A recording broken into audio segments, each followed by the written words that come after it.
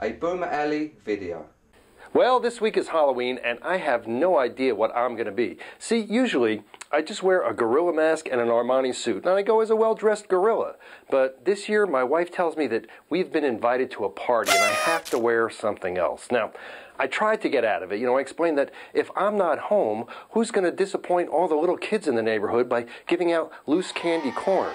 I don't know if you know this or not, but when you give out loose candy corn, you can actually feel the disappointment through the children's masks. Now, here's the thing. If you're giving out loose candy corn, you might as well just give out apples with razor blades taped to the outside, because parents aren't going to let their kids eat loose candy corn. Does anybody really like candy corn anyway? If you're buying candy corn, well, it's like buying pre-wrapped garbage.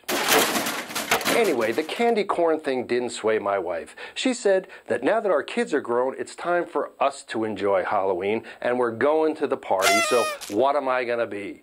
Well, I suggested that maybe I could be Governor Mark Sanford. She said, okay, what are you going to wear? And I thought, well, maybe just the Armani suit. No good. She says that we have to have some kind of couples theme, like good cop, bad cop, or caveman and cavewoman. And I said, well, how about a well-dressed caveman? A guy with a club and an Armani suit. Well, then she started getting mad because I wasn't getting in the Halloween spirit. But truth is, I'm kind of like the Halloween Grinch. Actually, she'd be happy if I would dress up like the Halloween Grinch. But that's not going to happen. You see, when it comes to Halloween, I just don't get it. I understand it for kids. They have a great time. And when my kids used to come home, I loved raiding their bags of candy. I just don't understand why so many adults love it. And it seems like every year it's getting bigger and bigger. And who are these people who have started wearing their costumes to work?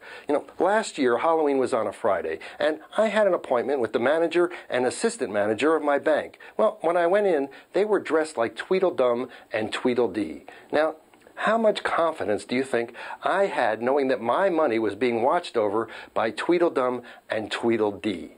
Would you feel confident if Ben Bernanke and Tim Geithner were dressed like Tweedledum and Tweedledee? Of course you wouldn't. It's hard to take anyone seriously when they're wearing a Halloween costume. And maybe, just maybe, that is the key to world peace. Now, don't let that transition give you whiplash. Let me tell you what I'm thinking. If we got all the world leaders together, and not at the opening of the General Assembly at the United Nations like they did last month, but we made them all come together for a Halloween party, and they all had to wear costumes, I think it would just lighten everything up. If we got Ahmadinejad to put on a Fred Flintstone costume and put Netanyahu in a Barney Rubble costume, you think they'd be telling each other that they were going to nuke each other? Of course not. They just would be yabba-dabba doing each other to death. Yabba-dabba-doo! If we could get President Obama and Senator Joe Wilson to wear a horse costume together, they wouldn't be bothering each other about health care. They'd be having a great time. And I think Joe Wilson would make a great horse's ass. Now, all the world leaders who already wear costumes, we'd make them be cowboys. The Pope would be a cowboy, Bin Laden cowboy, Kim Jong-il cowboy.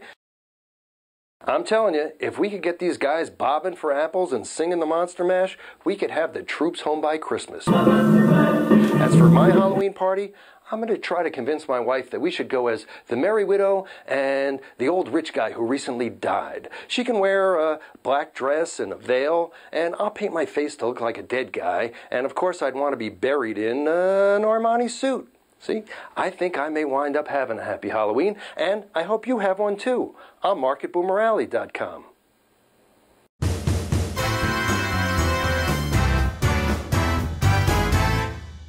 It's Boomer Ellie, love.